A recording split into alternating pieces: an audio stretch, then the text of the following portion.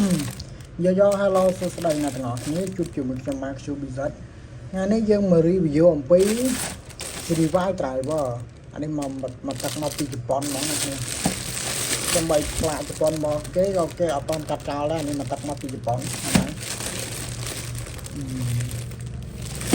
ការវិចរបស់គេគឺថាអែមដែរណាប៉ុន្តែដាច់មិនចង់ដាច់ចិត្តគេត្រូវដាច់ចិត្តកាត់ដែរ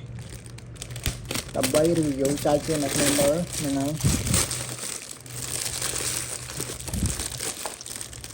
យើងទៅគឺ full set ប្រយអានេះតម្លៃធូរអ្នកគ្នាណាត្រូវការកុំភ្លេចតាក់តង admin បាន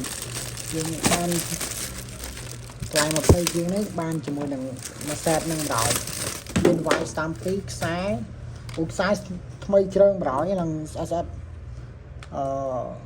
នៅ detail នៅថ្មីជ្រើងប្រយអានេះហ្នឹងហើយនេះគឺជា Revive driver ថ្មីជ្រើងអាចមើល detail មើលជាបានអញ្ចឹងណាហ្នឹងហើយ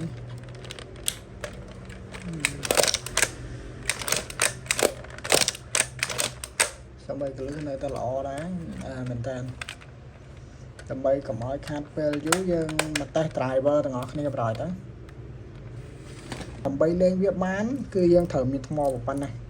មកក្តារប៉ុណ្ណឹងដើម្បីដាក់ white stamp ជាមួយនឹង driver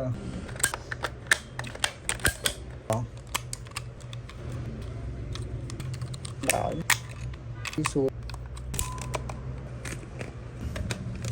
ខាងណាក៏ដាក់បានណាអូខេក្រោយរៀបចំជាជើង stand ហើយគឺថាស្អាតមែនតើឥ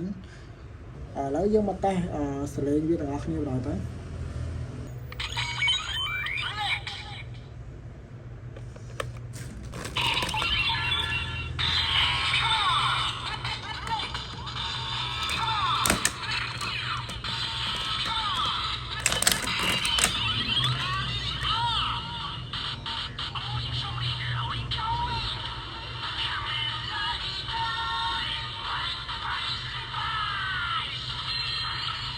អូខេ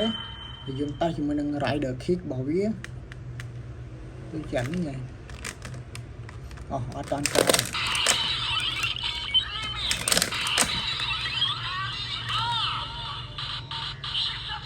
មក rider kick ទេអានេះគុំជាសាបចឹងណាហើយ rider kick អានេះ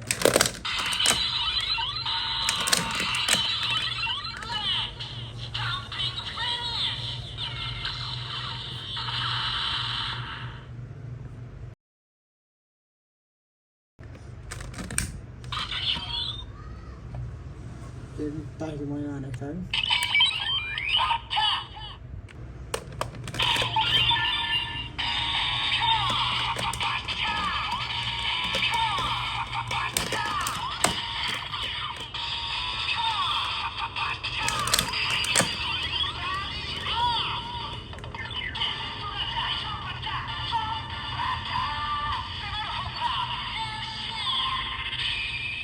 Select Ichigo ហ្នឹងហើយ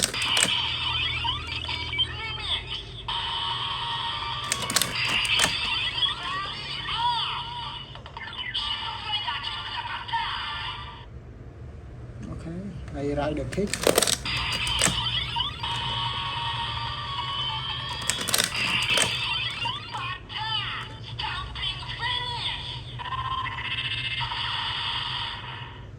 អូខេវីដេអូរបស់យើងគឺឈានមកដល់ទីបញ្ចប់ហើយម្នាក់អ្នកទាំងអស់គ្នាស្រឡាញ់ពេញចិត្តកុំភ្លេចជួយចុច like ដាក់ subscribe ជួយចុចសញ្ញាកណ្ដឹងហ្នឹងហើយជួបគ្នាវីដេអូក្រោយទៀតបាយ